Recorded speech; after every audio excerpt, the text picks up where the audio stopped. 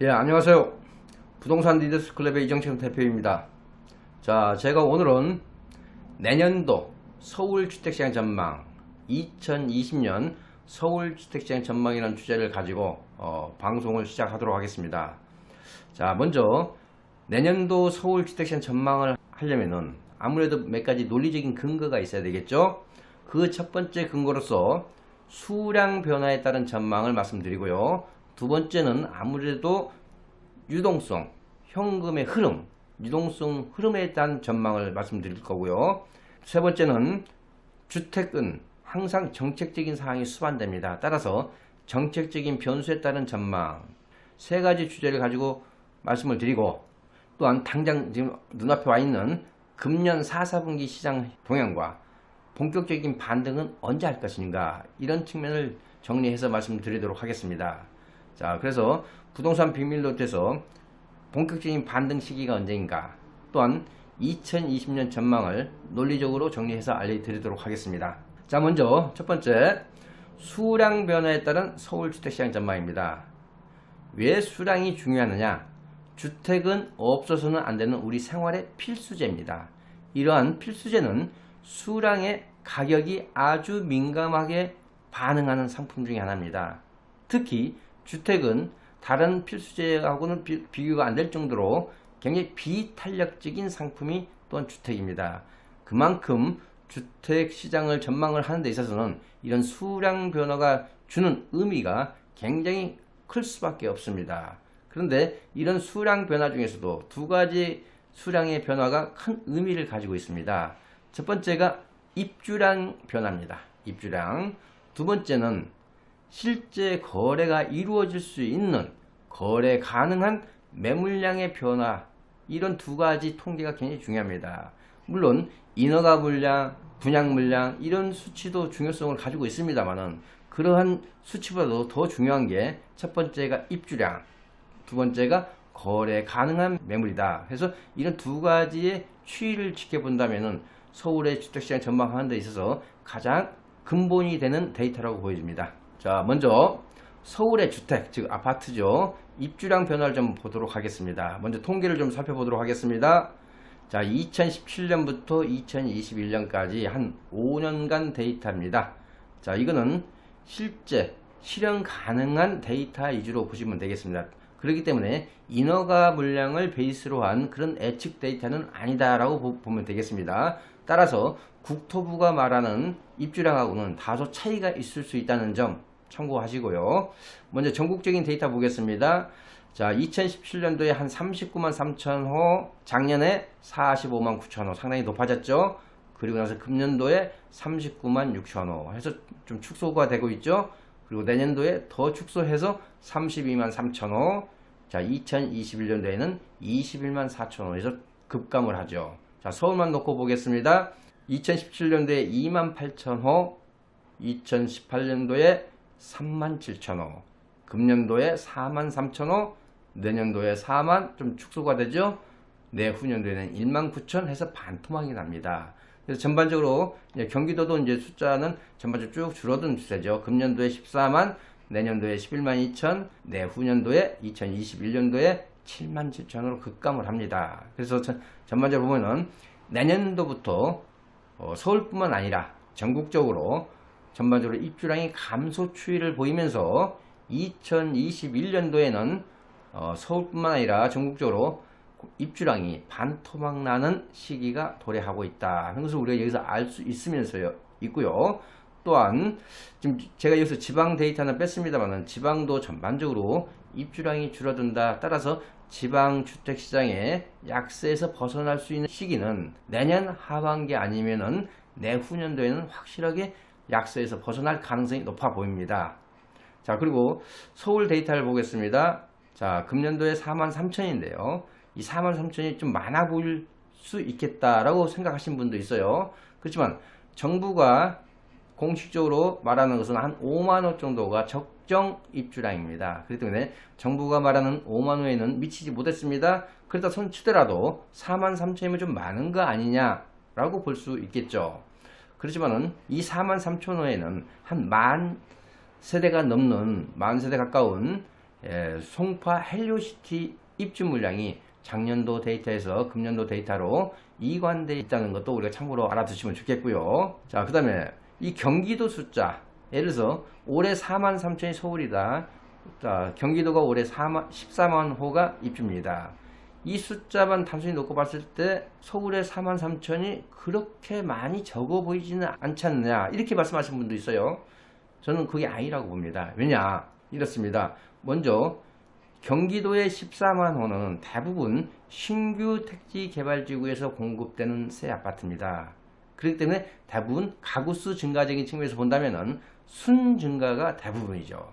그렇지만 서울의 43,000호의 새 아파트 입주량은 가구수적인 측면에서 본다면 순 증가가 그리 크지 않다는 겁니다.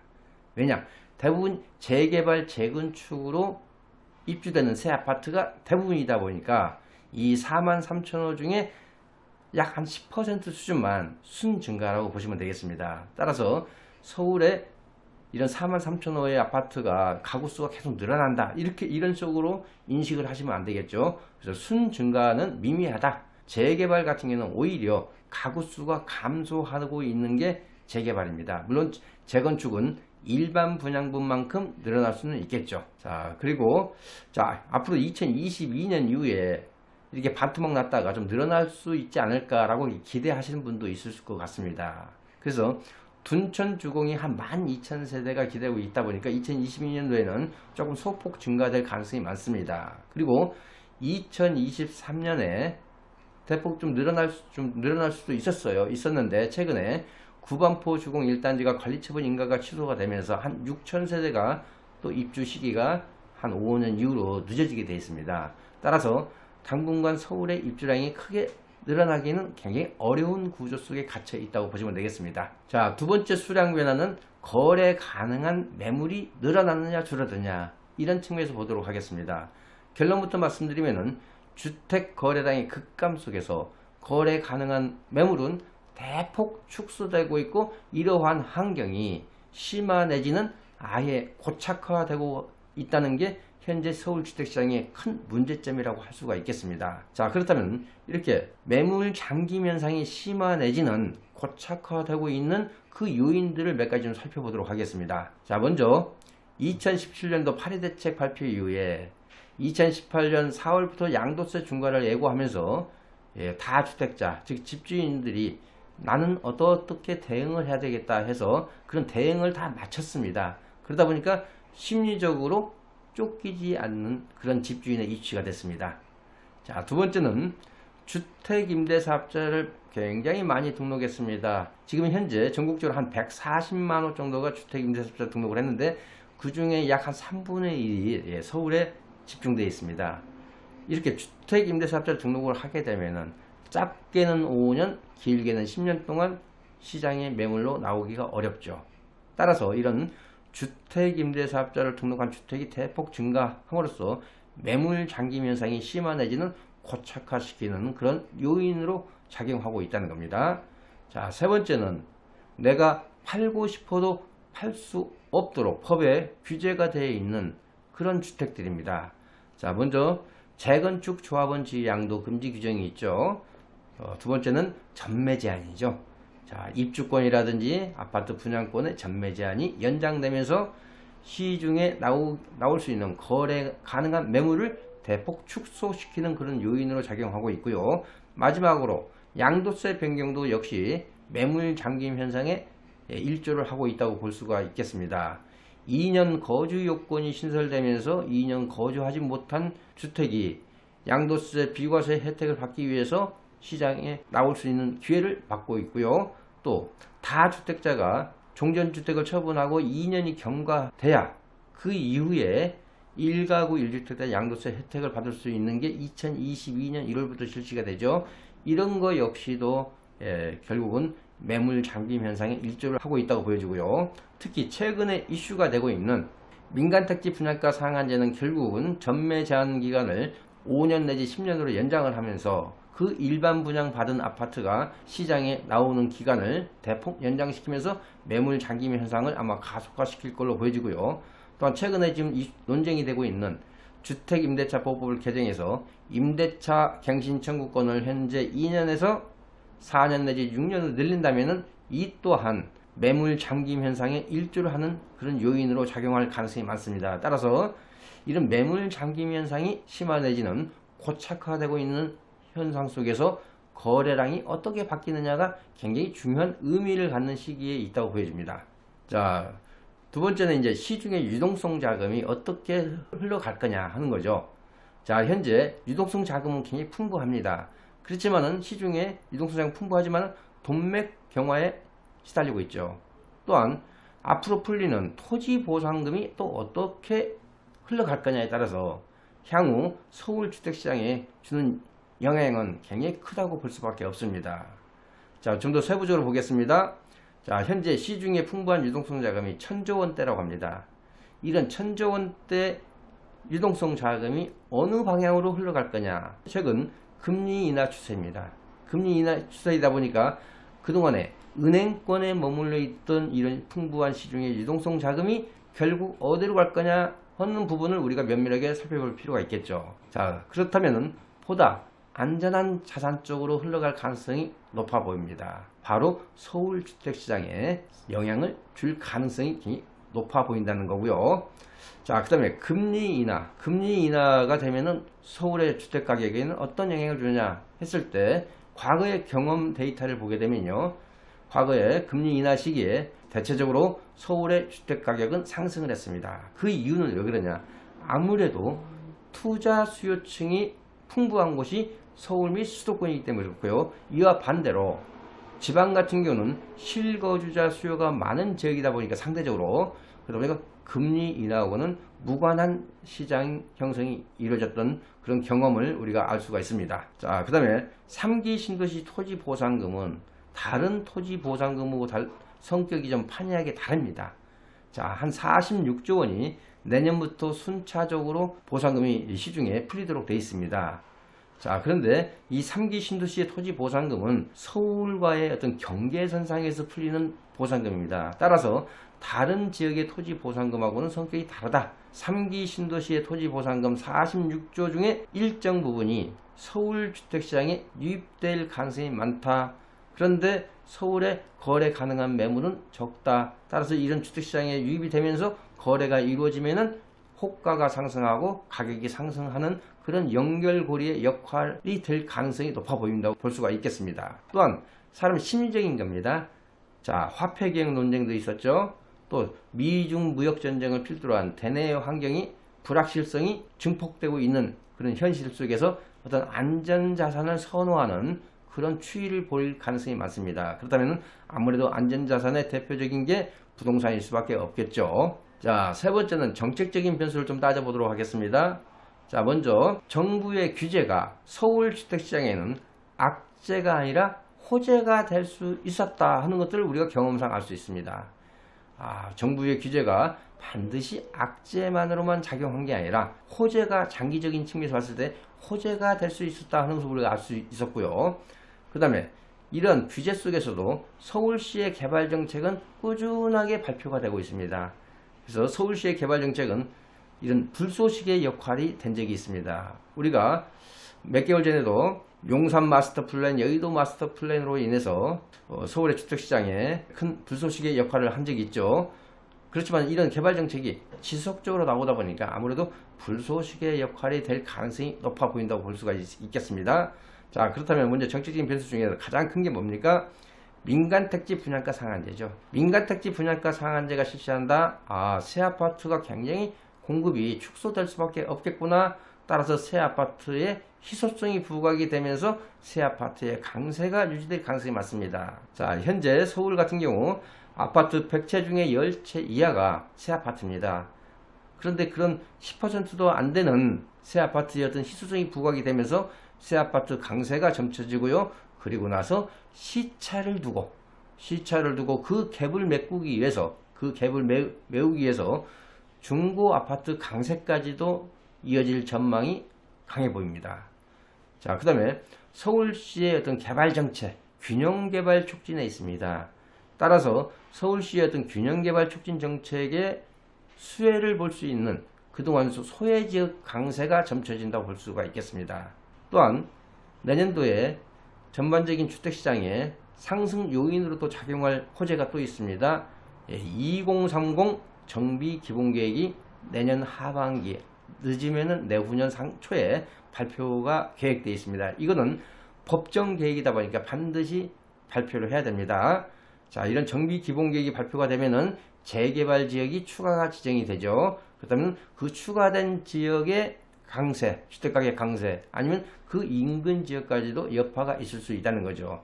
따라서 이런 정책적인 변수에 따른 전망 중에서 민간택지 분양가 상한제, 그 다음에 서울시의 균형개발 촉진정책, 2030 정비기본계획 발표인 바, 이런 것들이 내년도 서울주택시장에 있어서 상품별로, 지역별로 강세를 볼 수 있는 그런 요인으로 작용될 소지가 다분하다고 보여집니다.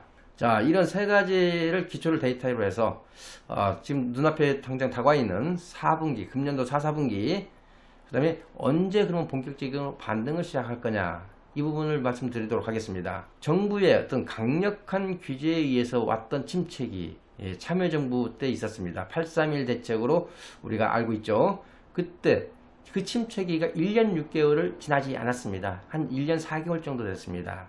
정부의 강력한 규제에 의한 침체기는 오래 가지 못하는구나 하는 것을 우리가 학습 효과로 알고 있습니다. 9.13 조치 이후에 출렁거림이 어느 시기에 본격적인 반등할 거냐, 길어봤자 1년 6개월을 넘지 못한다 하는 것을 우리가 알 수가 있습니다. 지금 당장 4, 4분기 시장은 아무래도 고가주택이라든지 재건축의 약세로 인해서 그렇게 상승세가 높지는 못할 것 같습니다. 왜냐? 강남, 강동의 대단지 입주 물량으로 인해서 그 지역에서 어떤 일시적인 전세 가격 약세가 점쳐지기 때문에 그렇고요. 두 번째는 내년부터 바뀌는 1가구 1주택에 대한 양도세 변경으로 인해서 금년 안에 처분하려고 하는 매물이 일시적으로 증가할 가능성이 높아 보이고요. 또한 재건축 약세가 점쳐지죠. 자, 민간택지 분양가 상한제가 그 첫 번째 요인이고요. 두 번째는 재건축 초과이익 환수, 세 번째는 안전진단 요건 강화로 인해서 당분간 재건축의 약세가 지속될 가능성이 높아 보입니다. 이런 세 가지 이유로 인해서 금년 4, 4분기 시장은 고가주택과 재건축의 약세가 점쳐진다고 볼 수가 있겠습니다. 그럼 어느 시기에 본격적으로 반등을 할 거냐? 자, 그런데 전제 조건이 있습니다. 매물 잠김 현상이 굉장히 심화되어 있습니다. 즉 거래 가능한 매물은 그렇게 많지 않습니다. 그런 거래 가능한 매물이 많지 않은 속에서 대체 수요자는 그대로 존재합니다. 즉 새 아파트로 이사 가고 싶은 대체 수요자, 또 면적을 바꿔서 이사 가고 싶어 하는 그런 수요자는 존재합니다. 또한 여기다가 내년부터 전반적으로 입주량이 감소합니다. 특히 2021년도에는 입주량이 반토막이 납니다. 이러한 상황이 같이 중첩돼서 대체 수요자들이 움직이는 시기가 언제냐? 그 시기가 바로 본격적인 반등 시기로 볼 수가 있다는 거죠. 그래서 제가 과감하게 예측한데 내년도 3월달, 4월달 이후에 본격적인 반등이 시작될 걸로 보여집니다. 자, 그래서 제가 2020년 서울 주택시장 전망 및 투자 전략을 좀 간략하게 요약해서 설명해 드리도록 하겠습니다. 자세한 내용은 제가 주관하는 세미나에 오시면은 제가 아주 자세하게 설명해 드릴 것입니다. 자, 내년 3, 4월 이후에 본격적인 반등이 예상된다. 그러면서도 새 아파트, 소형, 소외지역, 이러한 세 가지 키워드를 가지고 강세를 유지할 가능성이 많다. 새 아파트, 소형, 소외지역, 항상 좀 머릿속에 기억하시기 바랍니다. 자, 두 번째 이제 투자 전략입니다. 자, 우리가 그동안에는 똘똘한 한 채 해서 강남 불패에 많이 우리가 사로잡혀 있었죠. 앞으로는 강남 불패에서 보다 시야를 넓혀서 서울 불패라는 그런 마인드를 가지고 투자에 임하시면 실패할 확률이 없다는 거죠. 가성비를 고려한, 내가 투자 금액의 규모를 고려한 소형주택 시장이 굉장히 전망이 밝다. 따라서 가성비를 고려한 소형주택, 즉 서울시의 균형개발 촉진 정책의 수혜도 받을 수 있는 그런 가성비를 고려한 소형주택시장에 투자를 하신다면 굉장히 전망이 밝다고 말씀드릴 수가 있겠습니다. 자, 제가 오늘은 요약해서 말씀드렸고요. 제가 오늘 말씀드린 본 방송 내용이 유익하셨다면 구독, 좋아요, 알람 신청하시기 바랍니다. 자, 제가 다음 방송에서는요, 내년도 2020년 서울 전세시장 전망을 요약해서 방송할 예정입니다. 많은 성원 부탁드리겠습니다. 자, 구독자 무료 이벤트 간단하게 소개해 드리도록 하겠습니다. 자, 무료 세미나가 제가 주관하고 있습니다. 매주 금요일, 토요일 오후 1시 노년역 4번 출구에서 진행을 합니다. 제가 본 방송에서 말씀드렸던 내년도 주택시장 전망을 아주 자세하고 논리적으로 설명을 해드리고요. 부동산 재테크라든지 세금이라든지 각종 부동산에 관련된 고민이 있으시다면은 제가 세미나 후에 저하고 1대1 상담할 수 있는 기회가 있습니다. 그런 상담 기회도 많이 활용 부탁드리겠습니다. 시청해 주셔서 고맙습니다.